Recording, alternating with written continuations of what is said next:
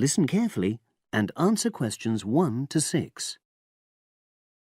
Our plane tickets arrived this morning. It reminded me how much there is to do before we go. Let's write everything down, shall we, so we don't forget anything? Yes. And last time we went away, we almost forgot to collect our currency from the bank. So let's start with that. Good thinking. And wasn't there an appointment you said you'd got to cancel? Yes, the hairdresser. Thanks for reminding me. Can you write that down too? The shop will be closed now, but I'll do it first thing on Monday. OK. Then starting on Tuesday, we've got to take the tablets we got from the pharmacy. We really mustn't forget to do that. We're not protected against malaria till we've been taking them for at least 7 days. No, so that's really important. And what about shopping? There's still a few things we've got to buy the next time we're in town. We need some more sunblock, don't we? We've only got that Factor 10 stuff. It won't be strong enough. I've already bought that.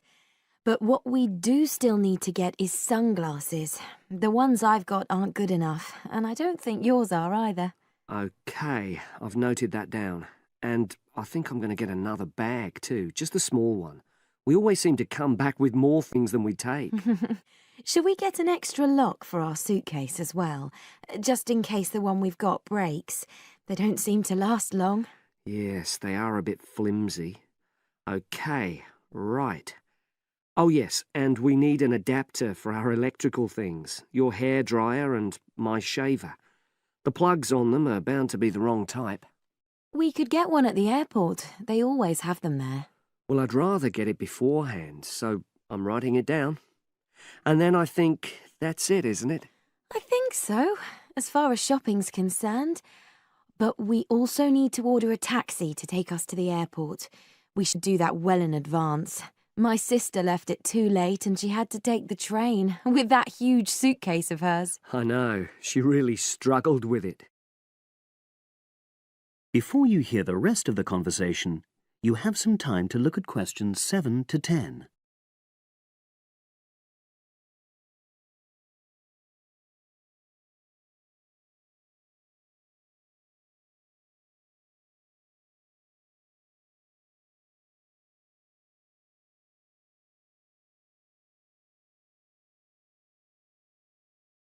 Now listen and answer questions 7 to 10.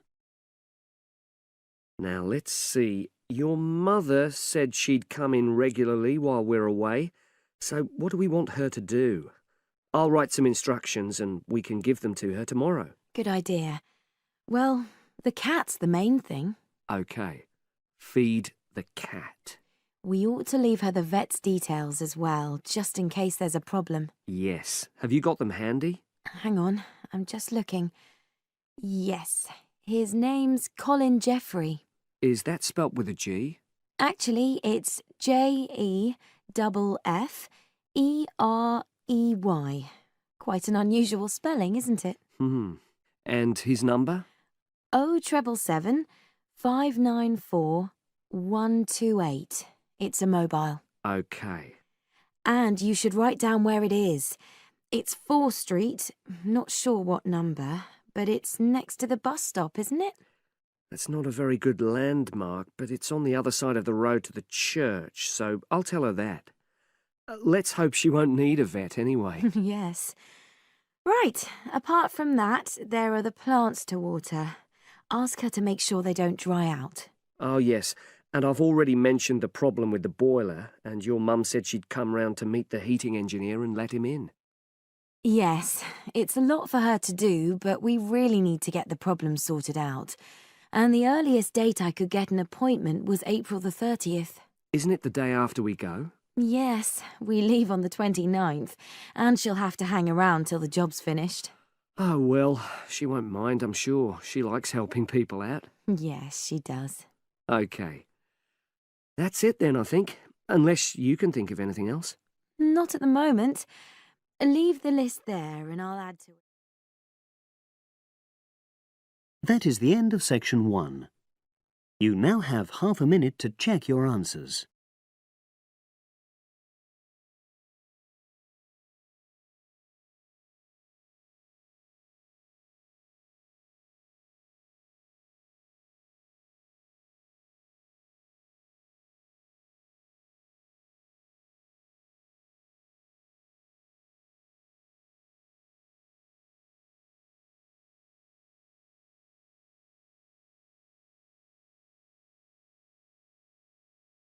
Now turn to Section 2.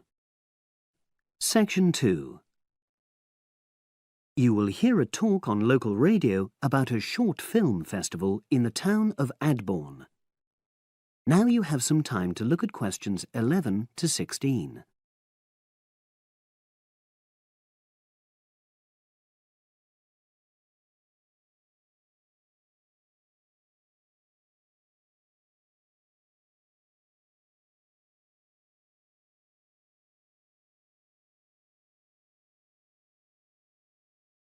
Now listen and answer questions 11 to 16.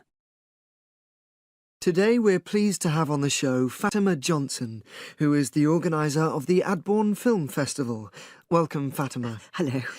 Can you tell us a bit about the background to the festival and what it brings to the town? Well, the festival was started in 1996 by the then Mayor of Adbourne, Joanne Smith. She wasn't a filmmaker herself. She'd actually been a very energetic tourism development officer for many years. But Adbourne had run a classical music festival, which had been becoming less and less popular in recent years. Joanne was looking around for something to replace it and to use funds allocated to it to promote something which local people can enjoy. Great. So tell us about the festival nowadays. Well, it's held in the last 2 weeks of August every year, and short films from all over the world are shown in 3 places, in the theatre and our 2 cinemas. Several films are shown in one performance, and the whole thing lasts about 90 minutes. Tickets are very reasonably priced. Under 12s used to get in for 50p, but now we charge just £1, which is still very good value. £1.50 for students and £2.50 for everyone else. Performances are advertised all round town and also on our website, www.adbournefest.com. If you're interested in attending any performance, you can buy tickets online, of course, and you can also get them in the library, which is right next to the main shopping area. I'm afraid this year tickets are no longer available from either of the 2 cinemas because of restricted opening times. I understand you also run a film competition? Yes, for under 18s. We have a different theme every year. Last year, for example, the theme was Future Planet, and the winner was a 10-minute documentary encouraging youngsters to be more aware of environmental issues, focusing on getting school kids to cycle to school instead of going by car. This year, the theme is Sporting Nation, so there'll also be lots of ideas to choose from. Now, we're always on the lookout for new local talent, so if you live in the Adbourne area and are under 18, you should have a go. We have an excellent prize every year donated by local businesses, shops, hotels, etc. This year, you can win a high-spec movie camera worth over £800. Application forms are on the website, and the deadline for sending in your film to enter the competition is the last day of July. It's May now, so you'll have the whole of June to be working on it. Now you have some time to look at questions 17 to 20.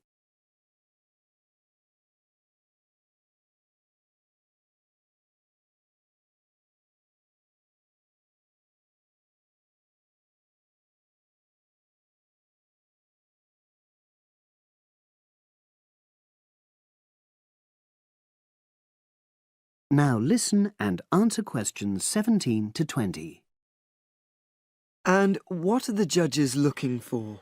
Well, although we choose very topical issues like the environment, we're not looking for propaganda, trying to get people to do something.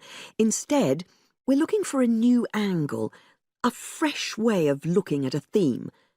And of course, because it's a short film festival, it's not really about a fully worked story with well-rounded characters.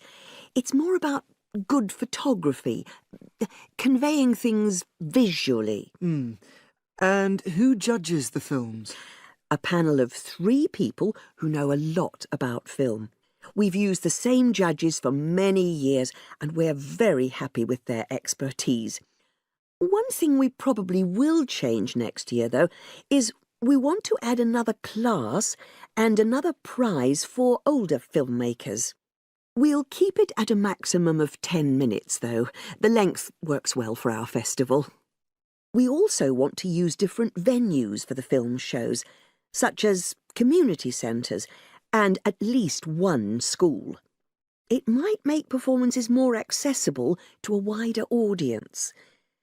We did explore the possibility of having late-night showings, but that's unlikely to happen in the coming year. So, as I say, if anyone's interested in submitting a film for our competition, go onto our website and you'll be able to access everything. That is the end of section 2. You now have half a minute to check your answers.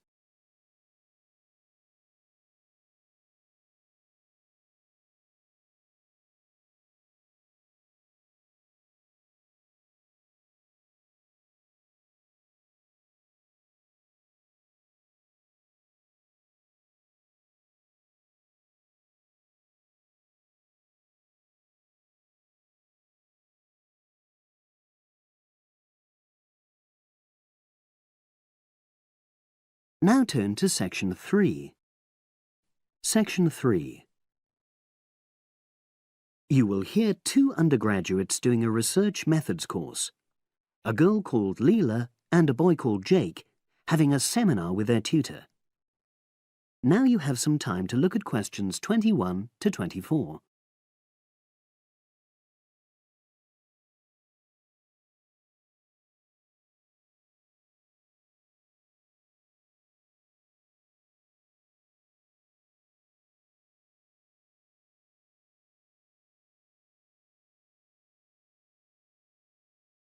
Now listen and answer questions 21 to 24.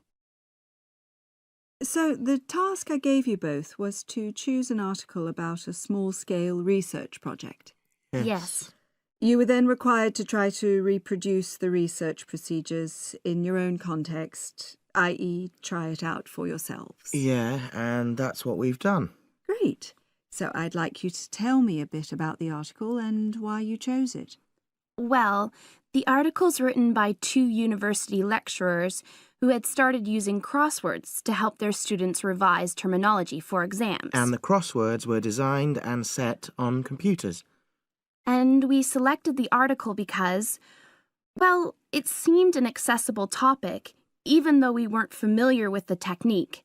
You know, using IT to design crosswords for higher education. That's a good reason. So these lecturers wanted to see how well this innovation was received by their students. Yes. So how did you go about reproducing the research? Well, we drew up a list of terms from one of our own modules and designed a crossword for revising these terms. Then we asked our classmates to try out the crossword and give us feedback, their opinions on how they felt about using the technique. Was it easy to find participants? It wasn't easy at first, but then we convinced them that by taking part in the research, they were actually benefiting themselves by preparing for an exam which is coming up later this term. And it worked. Good. So how did you find out what the students thought about doing the crosswords? A questionnaire. The original article used a 2-page long questionnaire. There were lots of excellent questions on it, but the whole section on difficulties using IT is now obsolete. Old-fashioned even though it had only been written a couple of years ago. So you designed a shorter version? Yeah. Then we sent it to the 40 students by email and got 28 replies. I was taken aback by the fact that everybody we talked to thought this was a good return. I mean, the responses were well written. People had taken a lot of care, but I was really disappointed with the low numbers. Yes, an important lesson to learn for an apprentice researcher. Yeah. Now you have some time to look at questions 25 to 30.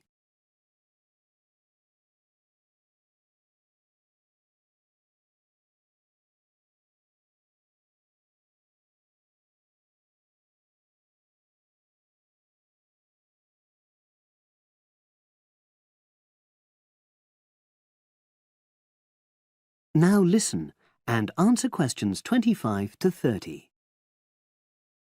So what results did you get? Well, basically, the responses were extremely positive. The students said that doing the crossword on a computer helped them really focus on the work in hand and not be distracted, which is something that commonly happens with other ways of doing revision. Yeah, that was really clear. But something that struck me was that having fun hardly featured in their responses, nor did anything to do with spelling of hard words, which I thought would be an obvious benefit. No? Okay. Respondents also said that doing the crossword hadn't really increased their general motivation to study, but that it had highlighted the gaps in their memory so they knew what further work was necessary. Right. So how did your findings tally with those of the original researchers? There were lots of similarities, but... There were probably two main differences. We found that more males than females liked the technique, whereas the original study found the reverse. Also, our respondents said they wouldn't mind doing a crossword as a final official exam, whereas in the original study, students said they would hate doing it even if it meant having a shorter test. But of course, both sets of respondents said they'd be interested in doing more crosswords for informal purposes, revision, and so forth. Right. So let's have a think about the whole project and what you've learned from doing it. Well, it was very time-consuming. Yeah, and I don't think we managed that aspect very well. It could have been worse. I mean, we didn't have a lot of data, so we didn't have to spend ages processing it. And of course, we'd already done a course on numerical data processing, so there wasn't much new there. Yeah, that's true. Anyway, I think we designed our questions well so that they gave us manageable data. Yeah, it really helped having the original study to guide us, as it were. And that helped us to see what a good research instrument is. What a good questionnaire should be like. Absolutely. We got a lot from that. But when we were writing up the project, I'm not sure whether we'll know how to acknowledge the work of the original study. You know, our referencing. No, that's something we'll both have to work on in the future. Actually, that part's been great. Finding ways to share and support another person. That's the real plus from the project, learning ways to do that. Well, it's obviously been very successful. That is the end of section 3. You now have half a minute to check your answers.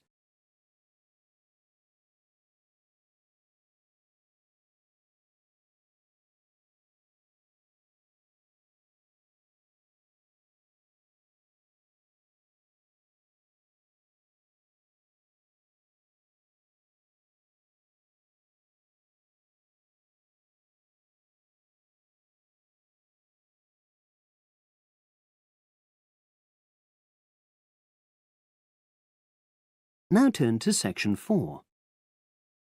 Section 4. You will hear a postgraduate psychology student talking to other students about a job satisfaction study he has investigated. Before you listen, you have some time to look at questions 31 to 40.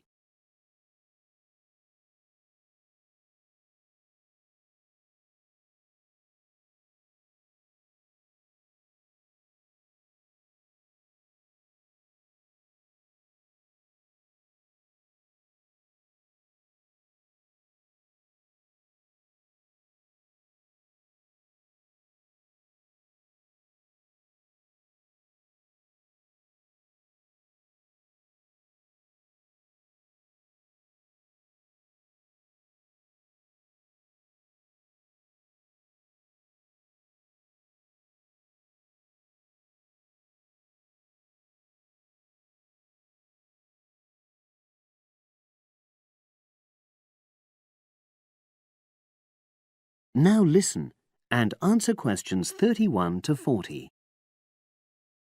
Good morning, everyone. For my presentation today, I'm going to report on an assignment that I did recently. My brief was to analyze the methods used in a small study about job satisfaction, and then to make recommendations for future studies of a similar kind. The study that I looked at had investigated the relationship between differences in gender and differences in working hours, and levels of job satisfaction amongst workers. For this purpose, employees at a call center had been asked to complete a questionnaire about their work. I'll summarize the findings of that study briefly now. First of all, female full-time workers reported slightly higher levels of job satisfaction than male full-time workers. Secondly, female part-time workers reported slightly higher levels of satisfaction than female full-time ones did. On the other hand, male part-time workers experienced slightly less job satisfaction than male full-time workers. But although these results seemed interesting and capable of being explained, perhaps the most important thing to mention here is that in statistical terms, they were inconclusive. Personally, I was surprised that the findings hadn't been more definite, because I would have expected to find that men and women, as well as full and part-time workers, would experience different levels of satisfaction. So I then looked more carefully at the methodology employed by the researchers to see where there may have been problems. This is what I found. First of all, the size of the sample was probably too small. The overall total of workers who took part in the survey was 223, which sounds quite a lot, but they had to be divided up into subgroups. Also, the numbers in the different subgroups were unequal. For example, there were 154 workers in the full-time group, but only 69 in the part-time group. And amongst this part-time group, only 10 were male, compared to 59 who were female. Secondly, although quite a large number of people had been asked to take part in the survey, the response was disappointingly low. A lot of them just ignored the invitation. And workers who did respond may have differed in important respects from those who didn't. Thirdly, as the questionnaires had been posted to the call center for distribution, the researchers had had very limited control over the conditions in which participants completed them. For instance, their responses to questions may have been influenced by the views of their colleagues. All these problems may have biased the results. In the last part of my assignment, I made recommendations for a similar study, attempting to remove the problems that I've just mentioned. Firstly, a much larger sample should be targeted, and care should be taken to ensure that equal numbers of both genders and both full and part-time workers are surveyed. Secondly, researchers should ensure that they are present to administer the questionnaires to the workers themselves. And should they require the workers to complete the questionnaire under supervised conditions so that the possibility of influence from other colleagues is eliminated. Finally, as workers may be unwilling to provide details of their job satisfaction when they are on work premises, it's important that the researchers reassure them that their responses will remain confidential, and also that they have the right to withdraw from the study at any time if they want to. By taking measures like these, the reliability of the responses to the questionnaires is likely to be increased, and any comparisons that are made are likely to be more valid. So, that was a summary of my assignment. Does anyone have any questions? That is the end of section 4. You now have half a minute to check your answers.